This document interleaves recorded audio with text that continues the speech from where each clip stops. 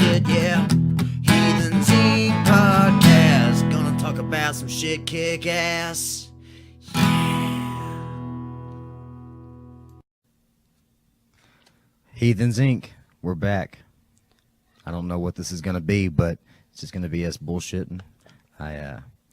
We took a long break for a little while, and we're not gonna be. It's not gonna be Cody and I anymore. It'll probably just be me.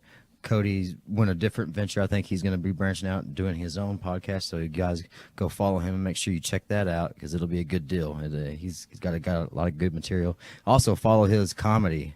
Check out his comedy. He's doing a lot of open mic stuff and check it out. Like running open mic nights, not doing. He's doing open mic nights, I'm sure, but I'm saying he's running an open mic night. I think it's at Toby's. I'm not sure when it is, but go follow Cody Hurst at Cody Hurst or at Cody MF Hurst. Y'all know, check him out. But Heathens Inc. has to roll on, and with that, we're gonna keep this true spirit of keeping this an open platform. However, I do have a lot of musician friends, and music is a huge part of my life. So music is going to be a bigger part of this than what it was beforehand. As you can see, I got a bunch of guitars behind me, and then I got this tall banana sitting next to me. This is Brannon Luscombe, everybody. Hey guys, how we doing tonight?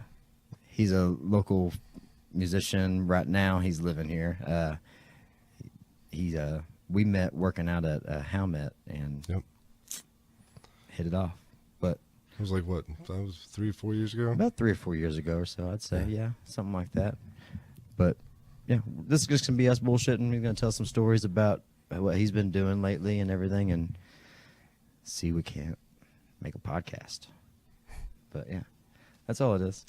So, awesome. What was that story you were? What happened tonight?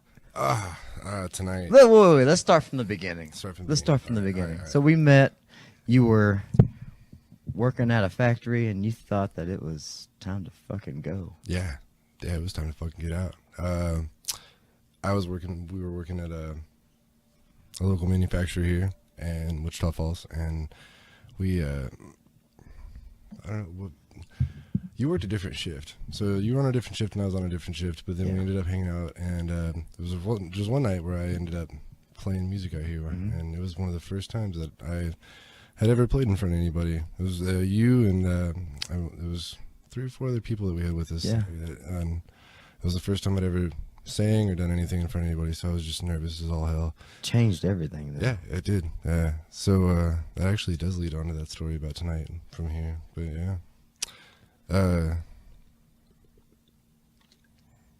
Yeah. I don't know where to go from there.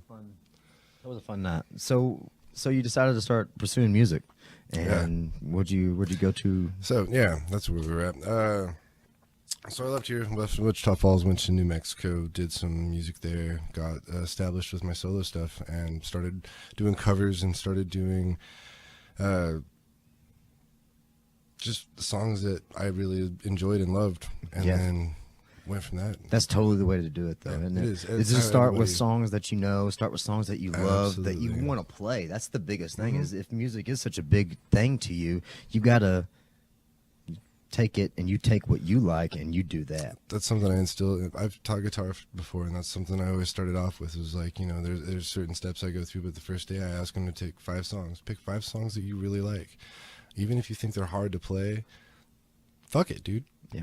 Pick them. Like, let's learn them. And then usually about a month into it, by that month there was at least 1 or 2 songs of those that they were actually playing and realizing, oh shit, I can do this. Like, this isn't that hard. I've seen kids go and do some awesome stuff between drums and guitar, and that's just the way to go about it. If you really like a song, or if you like something and you want to learn how to do it, that's the best way to go about it. Like, watch how they're doing it. Watch somebody. Yeah, watch somebody. Watch a YouTube video. There's tutorials all over the place. YouTube videos are huge now. I just bought my wife, a mandolin, or not a mandolin, a violin. And she just got it at the end of the day. I got it for her. Got it for her birthday, and she started watching some videos last night. And Very she hadn't cool. picked it up and started playing yet because she says I'm gonna watch a video or two, Mm-hmm. get an idea of how to hold things, and just that inspiration is beautiful, though. Yeah. I mean, yeah. she's Greatest ready gift for you it. can I give think she's anybody really is ready music. for it. I'm really excited about it. So, went out there, started playing music, doing your solo stuff, and then you went on the road for a little while with a buddy, didn't you? Yeah, Mitch Gray. Mitch Actually, Gray. I did quite a bit before I did that. Oh, you did? I'm Yeah, sorry. that was no. They made a jump. I played in a metal band. I played drums for them for about 2 years. We toured and did all kinds of stuff. And that was called The Anatomist. And then from while I was doing that, I was running a venue in New Mexico. So we were bringing in touring acts and trying to do all this stuff. And I didn't play all the way up until then. So the night that I was here playing with you guys, that was the last time I'd played in front of anybody until coming up to that, because one night we had a band totally bail on us, and they didn't know what to do. So we, Ruben Luther, he said, just grab a guitar and go at it, do it. You just do it. So I did it, and I just grabbed like 4 or 5 songs that I knew at the time, did them, and it went really well. And so then I was like, all right. And so I waited a little bit, learned a few more, found one, finally posted a video on Facebook, and just went with it from there. But yeah, started doing music, and then as I was doing all that solo stuff, I met Mitch Gray, and he picked me up, and it was cool because I was able to. He really believed in me. He was somebody that like saw me. I was actually playing on the street corner, literally playing on a street corner with my case open, busking. It was during a Main Street event. That's how you do it, dude. Yeah, and he saw, but he saw it, picked me up, and then he needed a drummer, so I played drums for 20 plus years. So I jumped on that and played drums for him, and he let me do my solo stuff while I toured with him. So I mean, we did that for. So you would like open it up with him? Yes, open up for him. It's like, but he took me all over the Southwest, and man, you can't beat somebody like that right dude, there. great guy. Sounds like a great dude. Yeah, it was fun. It was a lot of fun. Not done yet either. There's more stuff coming up. Yeah, Definitely so, right? Yeah. So you're back in town, hanging out. Yeah, hanging out, trying to get some stuff recorded. There's a lot of stuff going on musically in this town right Absolutely. now. That's why I feel like this is the little mini Austin right now. This is You're wearing a sweet ass local band T-shirt. Yeah, got to represent my homeboys. Mouth breather. Mouth breather. Yep. The Wichita Falls Doom. Doom metal. Doom. Yeah, no, those guys are awesome. Yeah, my buddy Kevin plays in that band, and those guys, Ryan and Aaron, they're awesome musicians. And of course, man, you got to support local. Got to support your local guys. Always support your local. That's how it works. Absolutely. You got to support each other. If you can't support each other, then the game's not there. It's not right. Yeah. That's one of the most important things about the local scenes of things. You have to support each other. Go out and see each other's shows. Oh, dude, the local scene here is just it's a. I'm at a loss for word. It is thriving. It's throbbing. It's throbbing. It's throbbing with talent right now. It's so it's impressive. That's why I was so drawn to it, because I mean, you got Drew Gid, you got Bryson. Drew's really great. Bryson, you guys, Bryson's good. You guys got your thing going on. Yeah, we're gonna be doing something pretty soon, I hope. And then, I mean, there's so many good, awesome people here, and then it's a really welcoming music scene. I've traveled quite a bit and seen some of the scenes and seen how to get in, and it's can be challenging, but this has been really welcoming, and people are I want to just say it's Texas. Yeah, it's Texas. Yeah, I mean, God bless Texas, but it is what it is. Yeah, America. But it really is. I mean, it's been really welcoming, and I've gotten to jump on open mic nights here and all kinds of stuff. There's tons of open mic nights out here. Open mic nights. If any of you guys do play music, man, get out there. We have tons of open mic nights here in Wichita Falls. There's one Monday night. There's one Monday night at Old Town Saloon. Old Town, That's with Drew, and then there's one Tuesday night. Wednesday. Is it Tuesday? Well, no. There's a Sunday night open jam on. I don't know if they're still doing it. There was a Sunday night open jam at Toby's. Or Mustangs, they call it now. Nah, dude. But it's just it'll like always be Toby's, man. That's totally Toby's. It'll always be Toby's. Definitely Toby's. It's a open jam. It's openly acoustic too. So it's unplugged. There's nothing. It's just sitting on the back porch. You can bring your guitar, cajon, fiddle, your violin. Your cajones. Yeah, your cajones. That's cool, man. I want to find somebody to play fiddle. Wednesday night. Any fiddle players out there, hit me up. Any fiddle players, hit me up too. Yeah. Don't worry about this guy. No, I'm just kidding. We'll share. But yeah, Wednesday night was where?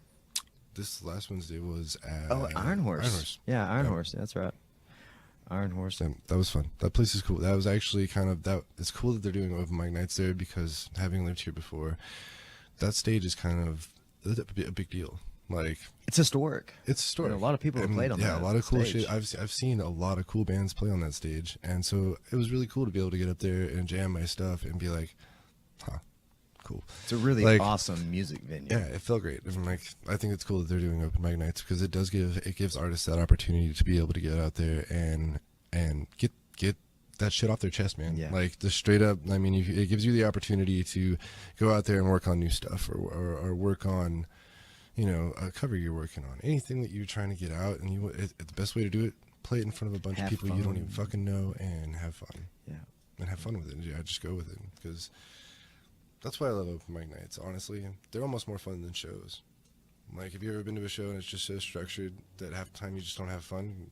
But the open mic nights, people just come out of fucking nowhere, like complete left field. Dude, that's what's fun about them is because you can see a guy and you're just like, I wonder if he's gonna play, and then he gets up and goes and jams, and you're just like, hell yeah, dude, right the hell on. Like, Hell yeah. yeah. So there was a couple kids that got up there. Yeah, those young kids. We were there. We were there. Yeah. Yeah. Those kids that got up there and jammed on some country. That was awesome. If you guys are watching too, like. And then he sang, what was that last song he sang? Oh man, Ain't No Sunshine. No, Ain't No Sunshine. I think it was. No, I can't remember, dude. Yeah, it was. It was Ain't No Sunshine. Yeah, those guys were good. 90% sure. That was good. That kid You was got good. Morgan here. She's yeah. amazing. Yeah, Morgan Jezik. Dude. Yeah, shout out to Morgan. Yeah, she's awesome voice. Awesome amazing girl. artist. That's what's been so. That's honestly been super humbling. Like the whole time I've been here, I've just run into amazing artists, like all the way up and down. Like, and it's fun to play with everybody. Like, it's been pretty cool just jumping in on open mics and like the open jams. Those are super fun too, man, because everybody just gets in and jams. Mm-hmm. The last one at Old Town was way fun, and I've never had people just get on and jam to some of my stuff that I've written before. It's always just been solo. It's always just been me. Yeah. So like to have a homeboy on the right playing the mouth harp, and then another homeboy on the left just shredding. Ray, I don't know his last name, but Ray, he's got dreadlocks and he's an awesome dude. He'd just be shredding. Really? Yeah. Oh, Just dude. killing it. Yeah, him and Drew can shred, and that's what's impressive is those dudes. We were jamming at the pub crawl, and those dudes were just jamming. They can just jam and jam and jam. It's so impressive to me. I've never had that ability, so it's always kind of blown me away. Yeah. It blows me away when people can. Have you ever seen somebody just like pick up and they're just like, "What's up? What key is this?"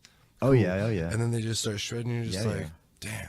I can do it sometimes. I can't do it on all. I might be able to if I can sit there and turn down, but yeah, it's something I've never grasped, I guess. Yeah, it's difficult, man. It's the only reason I know how to do it is because I learned how to play by ear, and that I've all my life since I guess I started playing guitar when I was 11 or 12, and it's always been by ear. Like I would learn how to play tabs, and then I learned chords, and then I could play chord music and stuff, but that was as far as it ever really went. My dad used to print me tabs. It was right back when cell phones were the Nokia phones. My dad would just print tabs for me. He'd be at work at the hospital, and that's back when internet wasn't shit. So it was either dial up at home, because we lived out in the country kind of, so it was either dial up at home and then try to print some shit off, or he would do it at work and then just print me a whole bunch of stuff. And even when I'd go to his office after school, I'd go, and that's what I would do is I'd use his office, and then I would go just print tabs off, like, of different things. I had a whole notebook full of stuff. That's pretty, and I mean, that's how I taught myself. I mean, they showed me a lot. My dad and my brother showed me a whole lot, but I just kept looking at tabs and be like, I wonder how they play that. I remember just playing on acoustic stuff and looking up a Slipknot tab randomly and just being like, I thought that sounded easy, but that's what the hell? Yeah. Oh yeah, I was totally there too. Because I was like, oh yeah, I can play. I bet I can figure Iron. that out. I can play some Iron Man. Oh shit, I learned how to play fucking Sweet Home Alabama.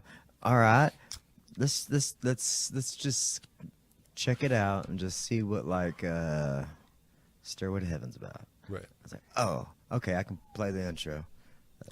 That's it. Yeah, dude, that's like Stairway to Heaven. I can play the intro. Yeah. As soon as it gets like into after the chorus, yeah, that's about it for me.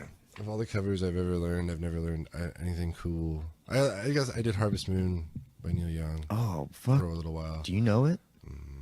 I need you to play that for me. You don't do it right now, but I need to hear that. That song. That's a great song. Yeah. I'll play some harmonica behind That song it too. is. I gotta. Everywhere in my set, I kind of have something something special for someone somewhere that inspired the song or had something attached to that song. I think that's mine from you. Yeah. I think so. Oh yeah, that's my dad. My dad raised me on Neil Young, Crosby, Stills and Nash. Just my dad was a ZZ Top, old like Brooks and Dunn. Yeah. We listened to like some Merle Haggard, Waylon Jennings, some Johnny Cash. I listened to more of the older country with my mom actually, but yeah. That's why I have such country roots. I like that. I don't like twang so much anymore. I do, but I more or less. I like a grittiness. Yeah. I like a grittiness, but not distortion. I'm not a distortion guy. See, I grew into the distortion thing, and that's all my brother. Like, my brother got into Nirvana, and I remember I just started playing drums, and I was like, my dad got me an Iron Butterfly CD. You know who Iron Butterfly is, yes. Right? All right, and I got a Davida. Man, I just started playing drums. I was like 12, and I got that tape. I think it was a tape. Yeah, that 17-minute drum solo. And I remember he told me, it was like, you should try and learn that. And I was like, they went to dinner one night, and I'm just sitting there, and I was like, I'm gonna fucking figure this out. I got this. worked on it. I never got the whole thing, but it was something that I just strived for. It was the same thing, you just sit there and listen to something and jam to it. Like when I was learning drums, it was all like Nirvana, and that's what I was saying. My brother got me into Nirvana with distortion and stuff. Yeah. So then he was in a band, and I would be like, well, what's a song I can play with you? Because I was like, I felt like I was getting good. My brother's been playing for a while, and I was just like trying to toot my horn. Right. So and it Smells Like Teen Spirit. It's not that hard. It's easy on guitar, it's easy on drums, pretty much. So he would just jam that with me over and over and over and over again. It's the only thing I knew for like probably a year, but he would jam it with me every single time. Badass. Yeah. See, that's why I got into the distortion thing. I was just like, I just enjoyed loud, fast music. Like, that's pretty much everything I've done up to now. This is the first time I've ever done anything calm. Like, my acoustic stuff is just calm. Is it? Yeah. Well, is it? There's a few songs. Some of the new songs are pretty, like, I love it, man. A little bit. The 4 songs you played at Iron Horse the other night fucking blew me away. They were great. They were great. You did one of those was a cover, so. Mm-hmm. Well, no, the last one was a cover, right? Mm-hmm. Yeah, which I didn't know. Yeah, the first three were all the brand new originals. Yeah, I was blown away. They were really good. Thanks, man. It's been a work in progress for about a year now. Pretty much ever since I finished that last album, I put it on Bandcamp, and then beallover.bandcamp.com. Check it out. Yeah. I'll put a link, or not a link. I'll try to put a link in the YouTube video, and then also it'll be on the credits. I had a guy buy an album tonight because I hit that open mic night right before I came here. Yeah. You had the 8th Street Coffee House open mic night. They do that on Friday nights, I guess. Yeah, it's Friday. Yeah, it's Friday. Yeah. Which is strange because most places don't do open mic nights on Friday nights because they have a gig booked for somebody or somebody already there. Yeah. But they do it, and it's a good deal because more people come out on a Friday night. So if y'all are out, check out that 8th Street Coffee House. Yeah, it was super downtown cool Wichita Falls. That was fun. In that downtown area in Wichita Falls, it's growing really good. And, yeah. But that gig went good. What happened during your show? You said something happened. Guitar. Your guitar. Guitar is blown. So I got to get one of them external pickups. So, your pickup's done. Yeah, my internals are done. I'm not going to call out any companies, but stop putting your EQs on top of your guitars because that's where all the sweat falls. It's just take it up to Sam Gibbs, man. Yeah. I mean, he's a little expensive, but he does really good fucking work. And if anybody else knows anybody that works on guitars, hit us up. Yeah, let me know. Because I don't. I'm pretty. I've never messed with a guitar like that before, but it's got some weird pickups in the inside of the bridge, and I don't know. If I get an external one, at least I know that I got one. You know That's what I true. mean? They make some pretty decent ones for cheap now. Yeah, You I know. know on Amazon for like $12. Yeah, they're not as expensive as they used to be. No. Yeah. And Yeah. they had like little EQs that you could like drill into your guitar and put in yourself. I was like, I found one for a mandolin for $10. I was like, that's pretty sweet. I was like, fuck that, and I went ahead and bought one that was electric. There you go. This is the way to go. I think so. I've got an Ovation that I love. My dad gave me that one. That's my show guitar, but that's one over there is just That one, right? That 12 string. That's one my dad gave me. Yeah. Yeah. Everybody's got that guitar that their dad gave them. Well, you gonna jam a song or something? Oh shit! We're gonna tell another story. You can do whatever you want, man. This is just. Oh, I guess I can go ahead and tell that story about tonight. Oh yeah. So I've led up to the whole. We've talked about the 8th Street Coffee House open mic nights. So right before I left here, about 4 years ago, I was working on a couple songs, and then I jammed at that one of their open mic nights, and it went really well. So I was like, "Fuck yeah!" Like, it boosted my spirits. It gave me a lot of confidence. I did a video with my daughter at the time on Facebook, and it went really well. So then I was like super boosted up, and then so I came back the next week, and I guess this is an example of overconfidence. I just came into it with just like, got this shit, Yeah. and got on stage and blew it. Done it. Froze Done 3 it before. times in a row. Done it. Blew it on the first song, stopped midway through, and had to just like say, all right, so I'll jump to the next one, and then blew it on the second song, and then blew it on the third song, and walked off stage, like, packed my shit up. So my mom and my stepdad were there to watch me, because I had boasted so much about the last one that it was going to go so great the next time. My best friend was there. It was almost devastating, pretty much, as a musician. You went up there and ate a bag of dicks. Yes, absolutely. Bag of dicks, just in face. So yeah, I've done that before too, man. Yeah, so I didn't really do anything. But Plenty of then, times. whenever we led up to us doing that show, that's when I got on the guitar again, and then I played and had to do that show. So because we lost our opening act, so I jumped on and did some covers again, and was like, all right, played and did all this shit. Well, tonight, after doing everything I've done for the last 2 years, 2.5, 3 years now, I finally got back to the 8th Street Coffee House, and I signed up. And I'll tell you this: out of all the gigs I've played for the last several years now, I've never been more nervous than I was tonight.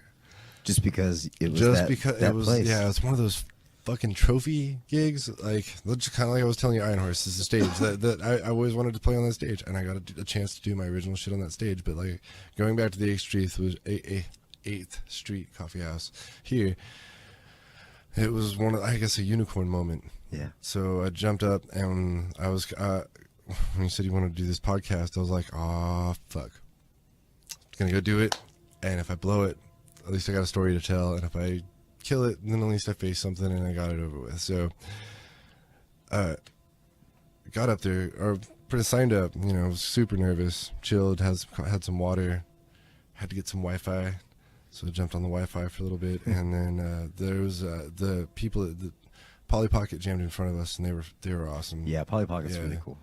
She was cool. Who was it? I can't remember her name for the life of me, and I feel horrible about it. She played on the ukulele, and she had a beautiful voice. Catherine? No. She said it was her first time up there. If she sees this, I know it was her first time up there. She did awesome. She killed it. It was cool. And then I got up there, and when I got up, plugged my guitar in, finally it just gave the shit out, and we just flew through. All I did was just send feedback into the PA, so it scared the shit out of everybody, first of all. Great way to start it off. And so then I worked on it, messed with my switches. I said, all right, well, whatever. And then so I unplugged it. He set up a mic in front of me and then gave me the microphone. And I was just like, well, just keep the microphone down a little bit and then I'll just kind of keep it unplugged. So it's like, you know, I'll play louder on my guitar and try to match my vocals with it so that I can not have to like be overbearing in the PA. But so it worked out. I didn't have to really even say anything because he nailed that too. The guy who hosted it was cool as hell too. I'm horrible with names, so I can't remember his name right now. But yeah, played and jammed out my first song, which was The Road, which is the single off the new album. And then I jammed Face to Face, which is another song off the new album. And then I jammed Play Crack the Sky by Brannon, which is the song that I fucked up when I played there last time that I still have in my rotation just because I love that song and it reminds me of my best friend. So I play it and I fuck up. Like, just right there, same fucking spot, same time I did it last time. But you know, like after having some time to, I played and having stage time, you know, if you get past fuck ups, you can just go past it and kind of, you know, go back around, get back to it, and then stay with it. Yeah. It took me a second, but I came back to it and finished it, and then played. And I realized I was like, unless they even knew that song, like I don't even think if anybody would even fucking noticed. Like, it killed me 3 years ago or however long ago, and it destroyed me. And then now I was just like, oh well, whatever. But it was cool because I got to tell that story there, and it was kind of neat too because I did. You know, it's one of those face your demon moments. Like, I feel like every musician's been through that. They've played somewhere or done something in front of somebody, and it's just gone so horribly musically that it's either I hope to God it's never stopped anybody, because that's not a reason to ever stop music. And right. You know, there's always like secret vocalists out there that can sing beautifully, and they just don't do anything with it. Like I don't know. So this week there wasn't an Iron Horse open mic tonight, so that means there was an open week. jam this week, but At Iron Horse? Yeah. Okay. That one was a Jew. But that's right. That's the one. And but I was able to. It's still an open mic. You can still get up there and jam stuff out. And then this week it'll be the Bryson. It's I think that one's every like third week is what they were telling me. Oh, okay. I got to get back up on Iron Horse. Last time I went up there, I bombed. I was drunk. Yeah, well, I didn't mean to get as drunk as I did. And I got up there and first song fucked up a little bit. Started over, did it again, and the problem was I had my buddy Joey Cottrell. He's in my band. Shout out to Joey. He was up there playing with me. He was like, "Dude, what the fuck?" And I was like, "Man, I'm sorry." It was bad, but yeah, we ended up getting through one song. He got off stage, and I ended up jamming one song, and then started another. And I was like, "Okay, yeah, I'm too drunk." Yeah. I did jam one whole song, so that worked out well, and it was Wayfaring Stranger. It was an old tune. I had one occurrence where I played way too drunk, and it was with an old band with some good friends, and we played a show, and all of us but one of my friends, who's the guy who recorded my last album, actually, we all got way too fucked up on some whiskey, and we got on stage and blew it hard. And we all, four of us knew it, but he was not drunk and was pissed, and it sucked for us because it fucked that whole band up. But that's why I think it was the last time I got too drunk to play on stage, because I got really cautious after that and was like, I just can't do it. I can't do it play anymore there. Yeah. I can probably have a beer or two, but I won't ever have more than that before a show again. Oh dude, yeah, I know. I'll have a beer, maybe two, but two's pushing it, and the second one's probably the one I'm going to take either on stage or drink up there while I'm up there. Speaking of which, I'm this one? Yeah. Okay. Yeah, I grabbed that one. Figured it said America on it. Yeah. Liberty and justice for all. That's right. Cheers. America. Well, Cheers, my friend. Oh shit. Thanks for coming on here and doing this shit with me. Thank you for having me. Thank you for having me. Oh shit. What?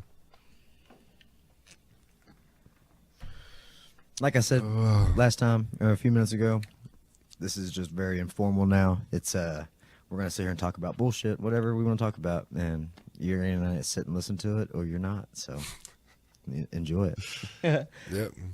So what else? What else? Is there anything else you want to talk about?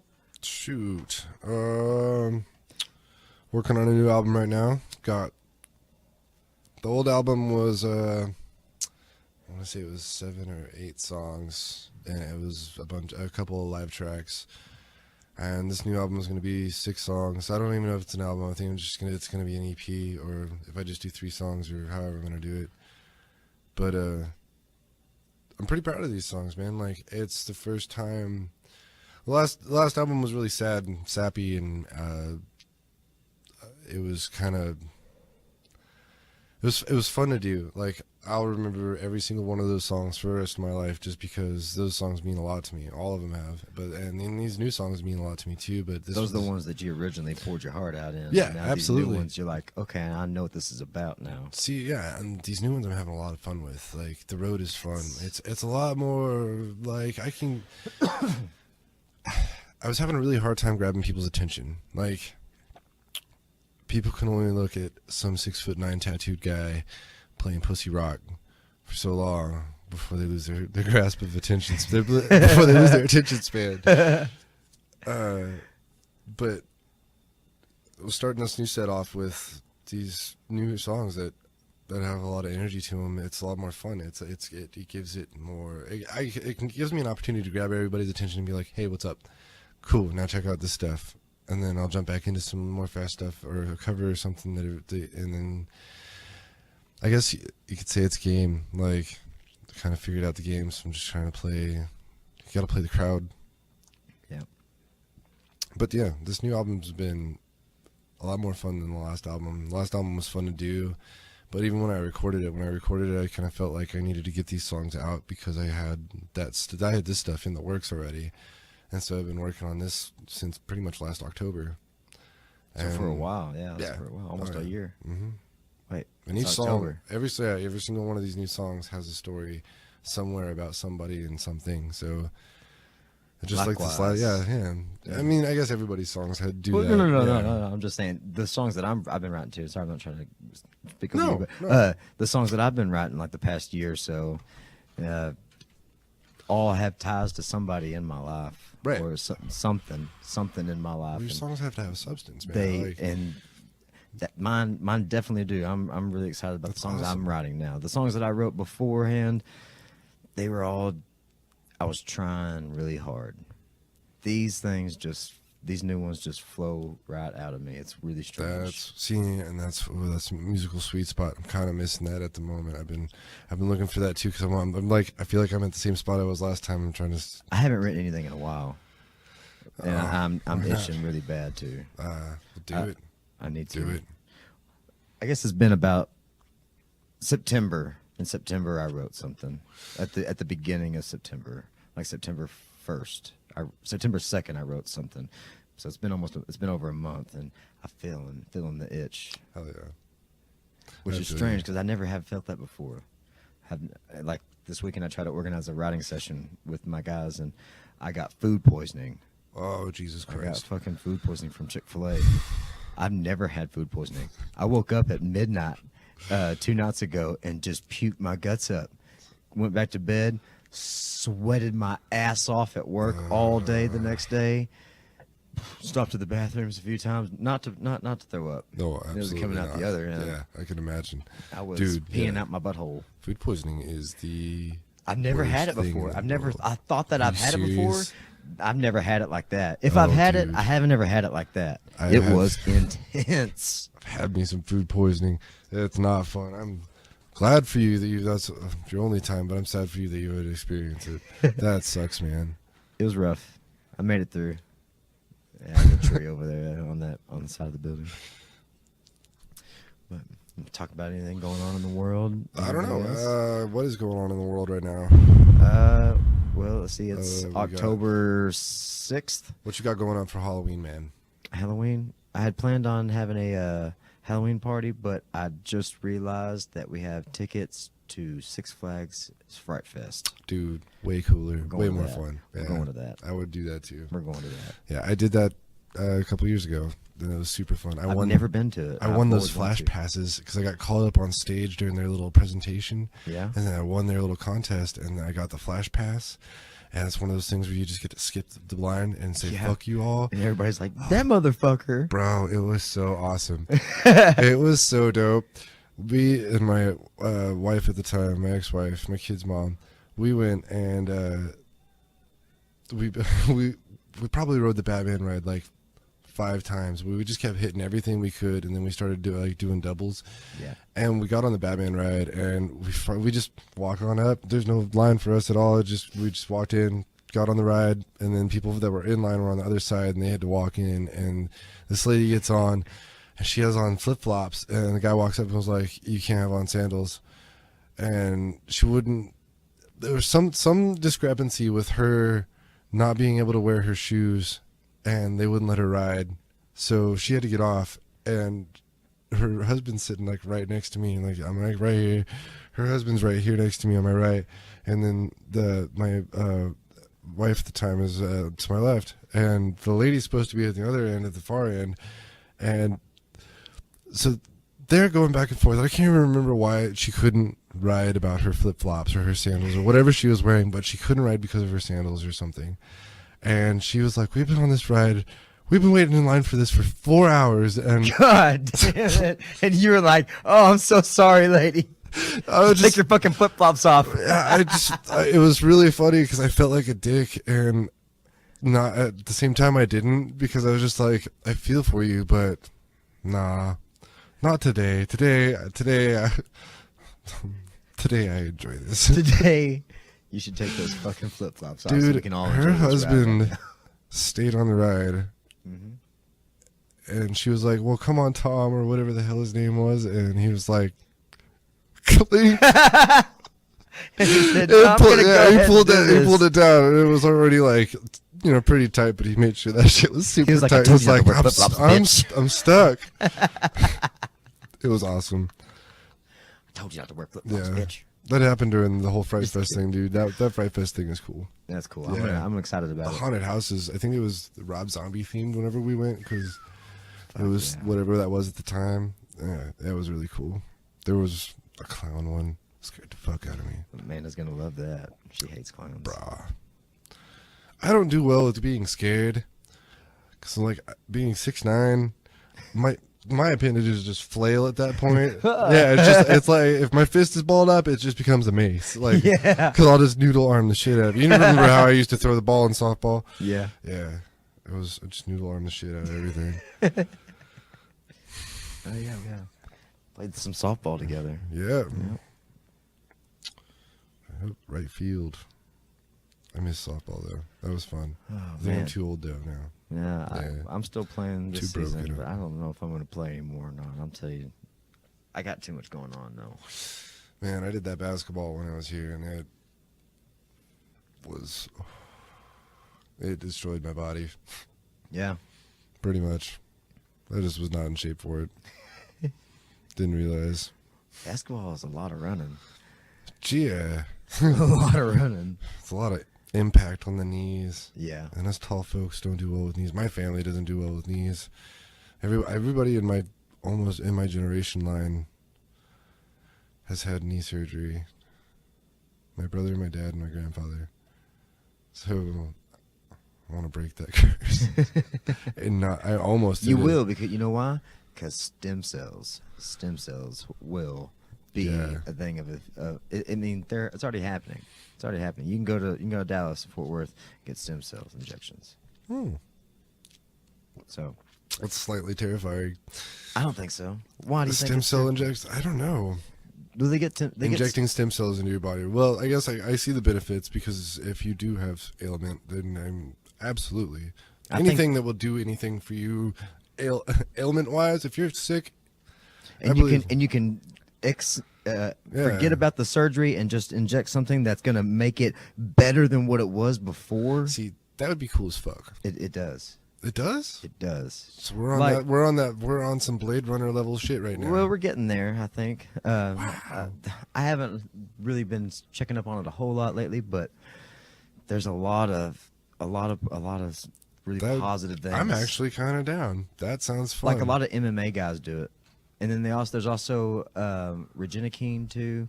Not 100% sure what that is. I believe they pull blood out of you and spin it in a centrifuge, heat it, and then inject it back in your body, and somehow that creates more white blood cells and just makes you feel just like fuck yeah. It's like 20 Red Bulls. Yeah, it's more or less like you feel young again. And then there's also like people are in other countries like using young blood infusions. Dude, this sounds like some like back in the day when they would just like sacrifice. It's like the new school way of sacrificing people and just being like, this is what was it? It was like from Batman with the what was his name? Ra's al Ghul. Yeah, and he had the pit of rejuvenation or whatever. Yeah, people there's like I don't know. I think there's historical shit where people would use blood and they would like they'd rub it on their faces. Yeah. That probably didn't work, but rub some stem cells all over me and see what happens. Yeah, just see if I grow taller. You will. No, turn into Mr. Fantastic. Turn into Stretch Armstrong. Yeah. Yeah, but I think stem cells are. That sounds cool. I'd actually be down to try that. Well, I mean, like a lot of MMA fighters are already using it. Joe Rogan's had it. He was fixing to have shoulder surgery, and instead he had it done, and he says he feels stronger than he's ever felt in his shoulders. Wow. So that's cool. I might need that in my back. I was in a car wreck like, I don't know, a couple months ago. And really? Yeah, ever since then, my neck and back and I'm getting headaches. I threw my skull into the windshield. Yeah. That was an adventure. Sounds fun. Yeah, I was sitting there actually just like this. Oops. I was on my phone in the passenger seat. I had my seatbelt on, but me being 6'9", it's just. So my head was down, and the car hit, like, just full on. Right, you know that, yeah, what's that dinosaur from Jurassic Park that's got the hard ass head and it just lines its spine up so that it the can, Triceratops? I don't know. It's like a tiny little dinosaur and it's got a like bald head and it can just ram stuff. It lines its spine up all crazy. I don't know the name of it. That's what it felt like. Yeah, like a goat. I don't know. Felt like you just or a ram. Yeah, I just felt like I just lined everything up and it all smashed in together. But I broke the windshield with my dome, so I was pretty proud of that. Good job. Yeah, didn't go through it. That's the best part. Seatbelt did kind of work. Yeah. A little bit. I had never been in a bad car wreck. I've been in far too many. I was in, dude, I blew it whenever I got my first car. When I got my first car, it was an 85 Blazer. 84 or 85, I can't remember. It was badass. I look at it back now, and I'm so pissed at myself for being stupid. But I had that, and it was great. It ran great. We could have worked on it all day and fixed it. You know, those things are almost indestructible at this point. And I was about, I don't know, 2 or 3 weeks into having that car. I was going down a dirt road with my friends, and it lost control and wrecked it and rolled it. Man. Rolled it? Yep. Classic. Yeah, dude. That's happened too many times to a lot of my friends around this area. I had my first truck vehicle was a 96 Ford Bronco. Yeah. It looked just like OJ's. Oh, OJ. It was white and everything. Nice. Yeah, my Blazer was white too. Yeah. It was white, and then it was weird because the 4-wheel drive still worked too. Everything was. I'm so bad about that car. I sold mine and bought it back, and sold mine and bought it back, and finally sold it. They got me a 76 Cheyenne after that, and I drove that thing until it didn't have oil in it one day, and I realized it, and it was just knocking hard, and then gave out, and then I got another car. It was like this big. I'm not kidding. It was a it wasn't a Geo Metro. It was the Dodge version of a Geo Metro. Nice. It's called a Dodge Colt. It was this little red 4-banger manual. Oh yeah, It was like an early 90s, Mm-hmm. 80s. It was Nice. I think it was like 89 or My something. buddy like that. had one of those. It was blue. It was like light blue. Bro, it was like a logo kart. Yeah, we had a lot of fun in that car. I had a ton of fun. I wrecked that car too. I wrecked that car, but I got T-boned with that one. Well, that wasn't your fault. Probably. I probably was. Probably not then. I drove dumb when I was a kid, and I have since learned my lesson. We all did. We all did. Shit. I still drive dumb sometimes. I drive dumb in my little Danger Ranger. A little single cab Ford Ranger I have up there. Just because it's I don't. If I fuck something up, it's gonna be cheap to replace. Yeah. And it's a 5-speed, so manual. So it's just fun to fucking burn down a dirt road. Because on the ground, the pavement, it's not so. Yeah. Not so. I've never taken my truck off road that much. It's always been messed up. It's just now in good shape, but now I don't have it. I gotta get some fixed on it. I gotta get my legalities fixed in Texas before I drive. Yeah. That's always fun. I drove illegal for a long time, almost like I think 2.5, 3 years. I bet you there's not a soul in the world that can't agree with that. I bet there's a lot of people that are like, "What the fuck, you did that?" Oh yeah, absolutely. Yeah, there's always people that are gonna be like, I can't. You drove like that? You would even think to do that. You drove without insurance? That's so irresponsible. Yeah. Well, you know what? I was 19, drunk all the time, and worked a full-time job, and had to pay for an apartment and living. I was on my own. What the fuck else was I supposed to do? Feel you. It was either buy beer or buy insurance, and obviously we seen where my priorities were, not the insurance.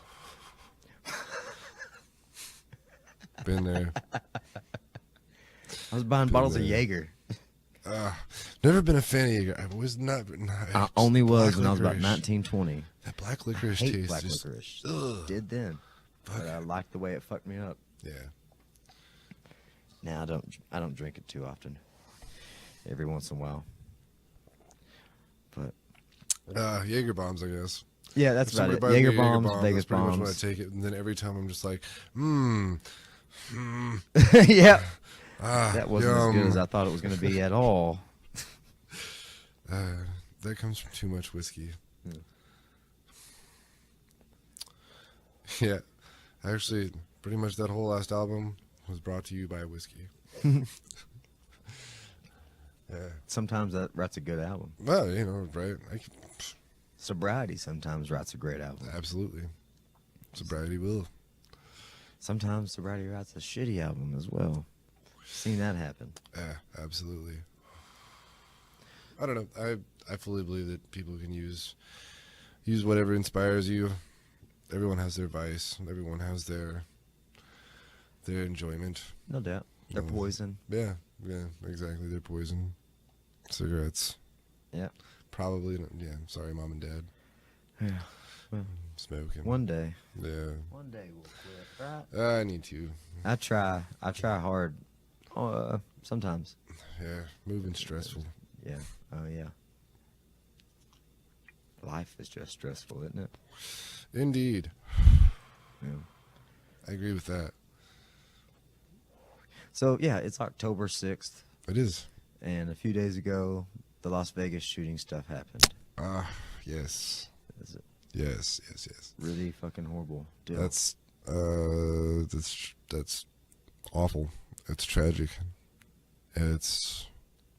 I haven't really looked into it a whole lot just because I've been trying to keep kind of negativity out of my life, like I said. I feel you. I saw the first bit of it, but I didn't see much after that. Yeah, me either. That's where I stopped it. A lot of my friends like, come on, talk to me about it. What do you think? You think it's a conspiracy? You think there was more people involved? I'm like, I have no clue, and I don't plan to get into it for a while. I don't know, man. That whole thing is terrible.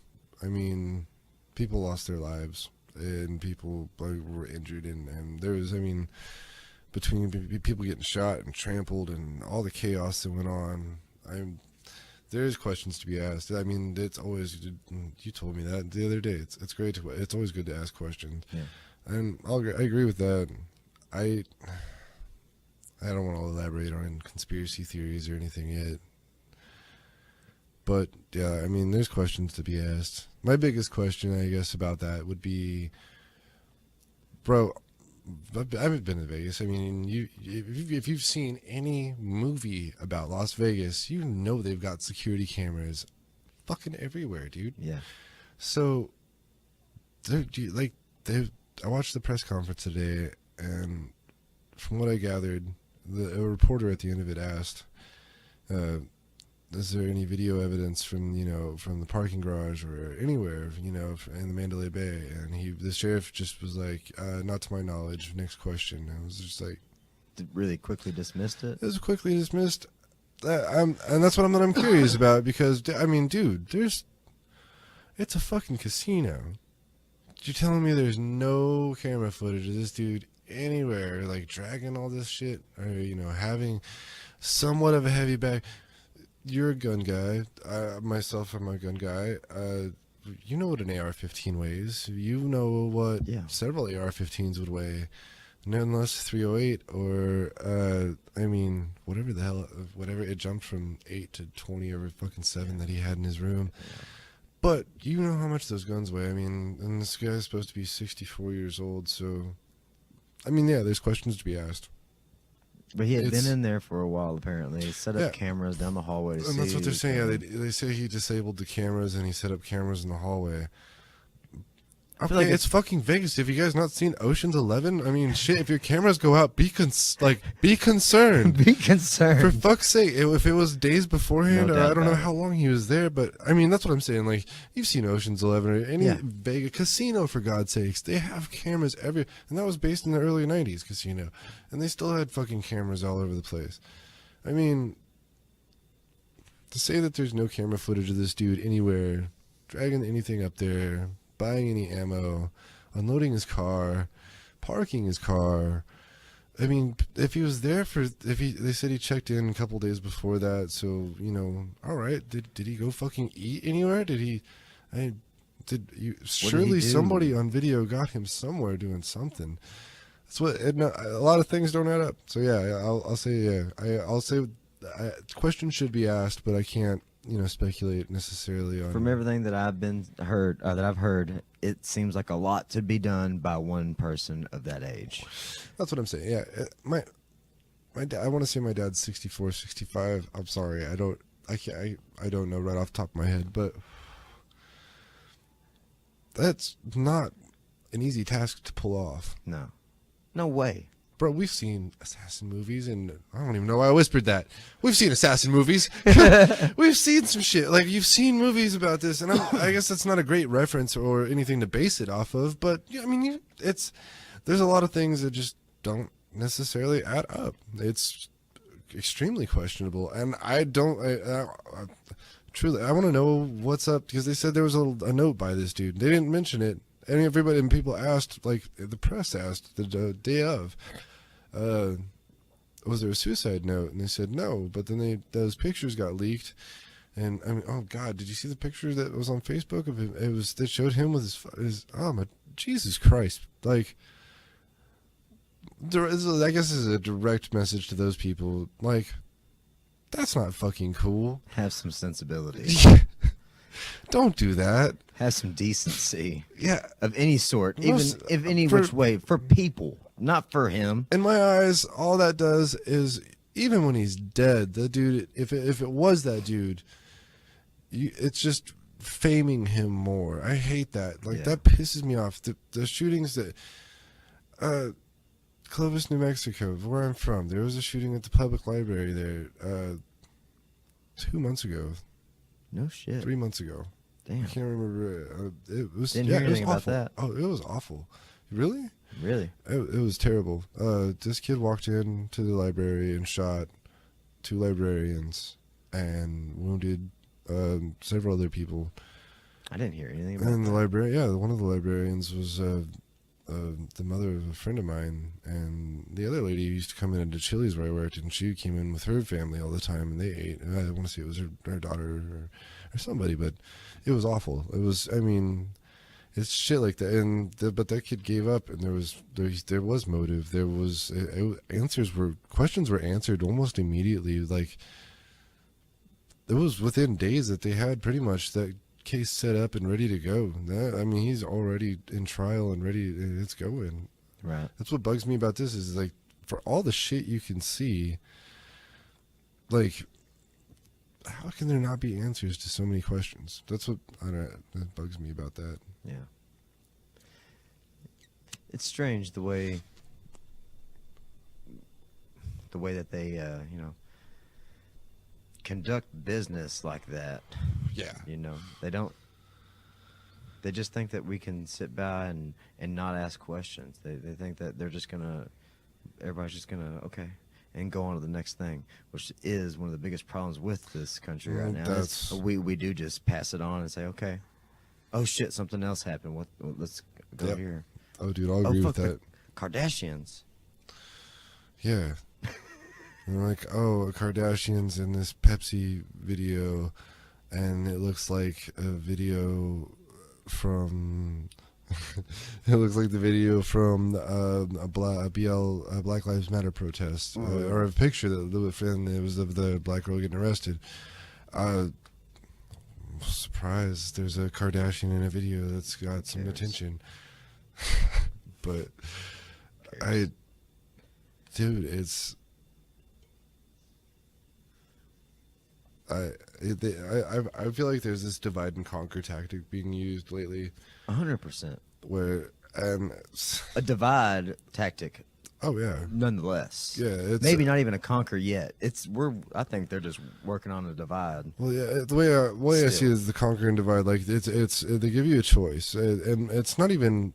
They're not directly giving you a choice per se.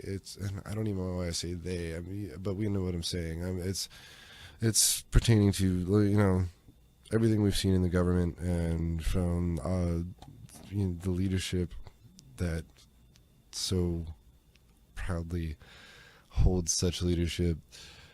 There's this divide and conquer tactic in my eyes where they just give you this choice and you don't even have an option to choose. The NFL protests, where the fuck did that come from? Why did it matter all of a sudden so much? Because one guy did it. But did you see how fast it was? There's one side and there's another side. Yeah. There's the people that are all for it, and then there's the people that are like, well, dude, they're trying to make a point. Like it's almost weird because it's like the free thinking, and there's this hard base that's building. The hard base, in my opinion, is the people that were wanting to be heard and couldn't, and now somebody's exercising their right to be heard by protesting, and now they're against that kind of. Yep. It's they divided us like that. Oh, it's with the it's biggest thing with the biggest thing that brings our country together. Yep. NFL. Yeah. Oh, yeah, I mean, absolutely. what else fucking really, truly, honestly is the most American fucking thing besides your beer right there? It says America on it. That's an American fucking beer, this people. is American beer, people. Budweiser. But really, what's the point of this? What are they gonna do? That's what I'm saying. Like, why was it such a? I mean, there's so much more important shit going on. We've always been very divided, Republican, Democrat. Yeah. But now people are saying, "Oh, well, there's other ways of thinking." Like, it's turned into this like two-team system. Like it's two teams against the other, and I almost feel like it's kind of like the NFL. Like it's just you got your Cowboys fans and you got your Patriots fans. Got to have your competition. Got to have your drama. Yeah, and it's just I don't even know if they're like the rival teams, but I don't know NFL rivalries. I'm not a football guy. Basketball, but yeah. Yeah, man, there's just been so much division between everything lately. And you can almost feel it.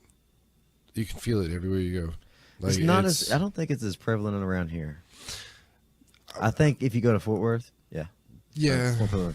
Here in this town, it's not. I don't feel like it's as prevalent. I feel tension. Like, I'm not saying like in any discriminate way. It's just like it's like all around like tension in America. Like no doubt. Shit is just everybody's on crazy. Yeah. Everybody's getting crazy, and everybody's got a point. Things are getting kind of crazy, and everybody, people are getting to the point again where their way is the way, and it's both left and right. It's I mean, you've got even, it's weird now that it's accepted in American politics that we have extreme right-wing groups and extreme left-wing groups. Like, you've got Antifa on one side, but then you've got, the I guess you could say the alt-right, but I don't want to. I don't even know. I don't know how all that works. But I'm just saying that you've got extreme groups on both sides that, like, why the fuck are you shutting that shit down? Like, that is where politics got out of hand. Like, back in the day, like, on both sides. Like, we shouldn't have that much tension between politics. No doubt. It's scary at this point that, like, okay, if it's building this much, like, every mass shooting's amounting to be the worst mass shooting in U.S. history. Mm-hmm. That's the headline that keeps popping up because each one is worse than the one before that. Mm-hmm. And I don't know, they politicized the shit out of it lately. Yeah. That's what's been sad. Yeah. It's politics are getting scary lately. Yeah, they are. I don't really feel like it is even politics anymore. I feel like it's just a show. Yeah. Just a show. Yeah, you ever feel like you're part of an experiment? Yeah. Absolutely. I felt like that not too long ago when I worked at that fucking factory. Oh, dude, I felt like I was a part of an experiment there. Like ants, bro. Yeah. Now I feel, no offense to anybody that works there. Yeah, no offense to anybody that works out there. Love all hope y'all are enjoying that. But yeah, I feel you. It's for people, certain people. I mean, that's what keeps America going. You know what I mean? But some people just gotta travel and play music and do stuff. I think that's where we're about. I think that's where we're at right now. Yeah, traveling around and wanting to play music. I would love to travel and just play music. That's what I want to do. I got a 3-year-old, so it makes it a little difficult right now. But. Oh, dude, yeah. I've got my little girl's 8 and my son's 6. Yeah. They live in Florida now. Yeah, with their mom. Yeah, I got mine here at the house, and it's hard to go anywhere. Little Tucker. Yeah, he's a cool dude. 3 years old now. Well, do you want to play some tunes? Play some tunes. Play a tunage. Oh, right. Which one?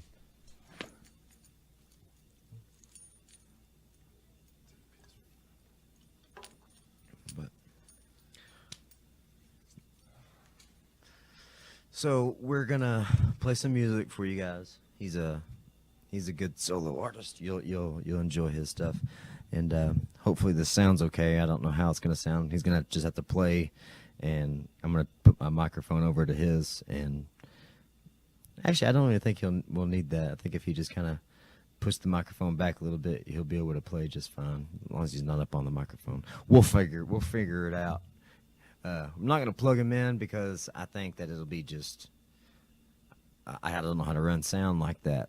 So in the meantime, in between times, we're going to have Brannon play some music, and I'm going to play some harmonica possibly with him. If I can, if I know how to do it. I'm going to try to not fuck up his groove. But I am going to possibly throw some harmonica into a later part of the song of his. Maybe. I don't know. But I think maybe you should probably pull that microphone back away from you, and that way you can just sing all the way into your guitar, and your microphone will pick up. Guitar and vocals will pick up in the microphone. There you go, yeah. That should be fine. That Sennheiser's a pretty good microphone. Them Sennies are good.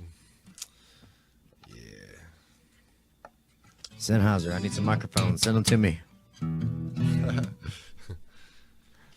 That's a good way to get some sponsors right there. Yeah, you just I tried that, man. We used to we just went cheap. We went Arctic coolers. We were like Arctic coolers, those fucking tumbler cups. Send us something. Send us a fucking sticker. Nothing. We never got shit. I'll say this: Guitar Tuna has been one of the coolest guitar tuning apps I've ever had. Oh yeah. It's the titties.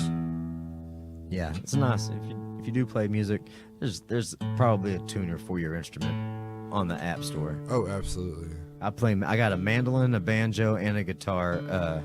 Just got some tuners, this. Which I don't play banjo, but I can pick at it, and it sounds kind of fun. But while he's tuning up, like he was kind of talking about earlier, is I have a new project going. It's called Homestead Heathens. Possibly changing our name. Trying not to, but we don't know if we might change it. If so, that'll be announced later. Homestead Heathens is what we're called right now, and we're on Facebook at Homestead Heathens. Come check us out. But without further ado, got some Brannon Luscombe. Yeah, so I guess this song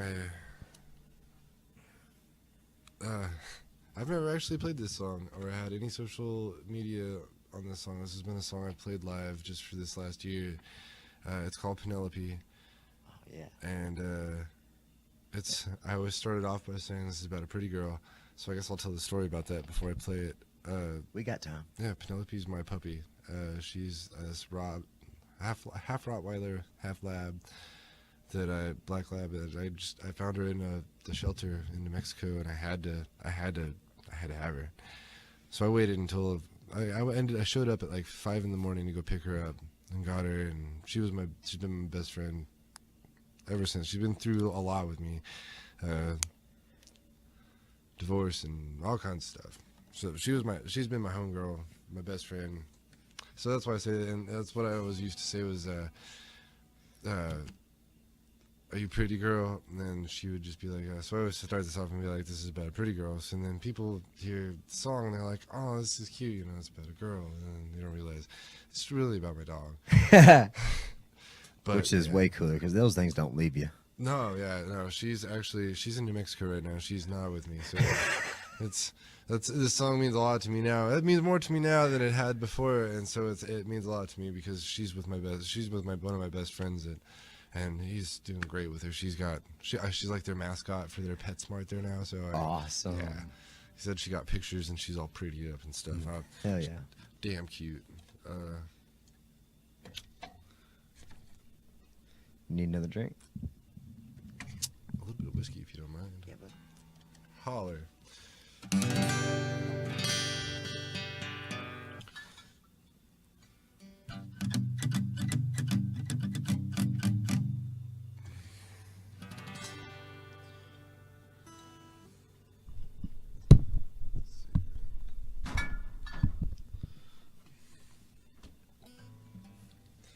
Thanks, man.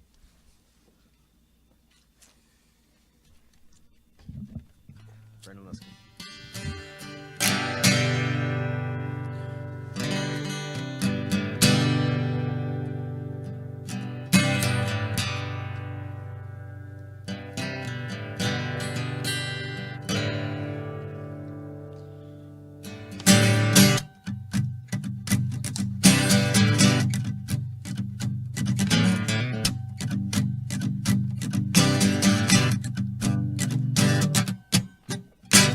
Been to the mountains, sea after sea, the canyons and valleys, run away with me.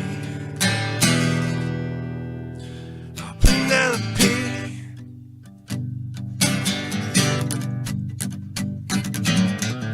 she takes to the highway, she'll go with the band, the top to the railway.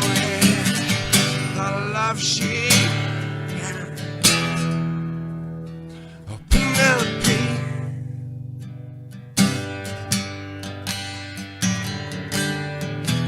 whoa, Penelope, you're the only girl for me. Whoa, Penelope, won't you see the world? Whoa,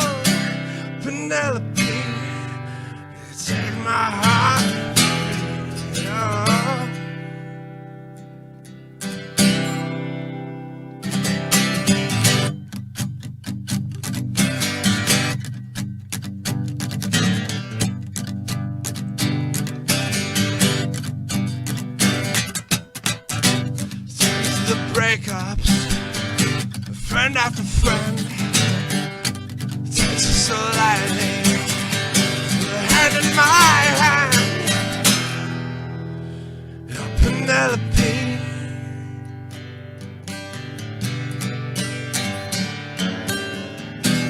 Whoa, Penelope, you're the only girl for me.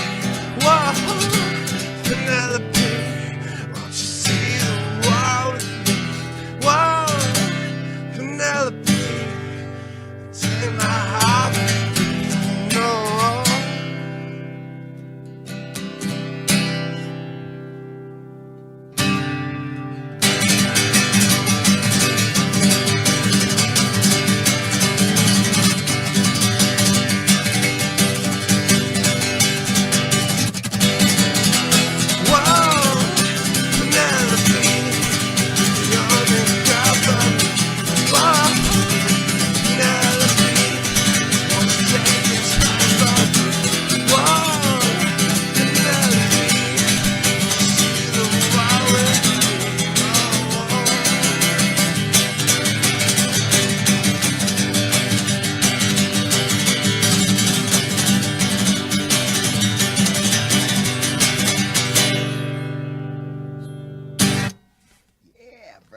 Fucking love that song. Oh, yeah. That's a hell of a jam.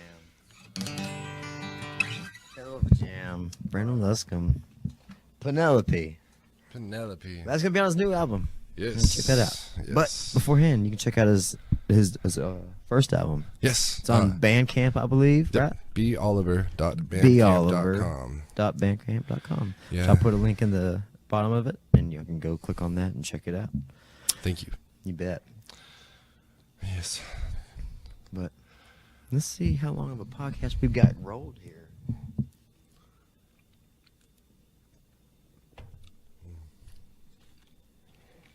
We're at an hour and 13 minutes. Cool. I think we're going to wrap that one up. Well, Brendan came on the podcast, got it rolling again, Heathens Inc. podcast. I'm excited. But like I said, it's going to be a different kind of platform now, a little more musically inclined, or musically oriented. That's it. Super fun. That's it. Thank you, Clint. You bet, Appreciate it, man. brother. You bet, man. Always a pleasure. All right. Heathens Inc. Heathens Inc. podcast. guys. Check it out. Thank you.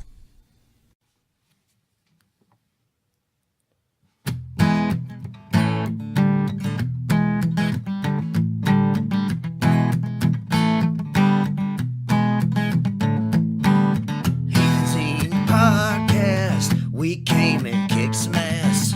Heathens Inc. podcast. Back next week. We got some more shit to talk about. Yeah. Hey man, come on back. We got more shit to talk about.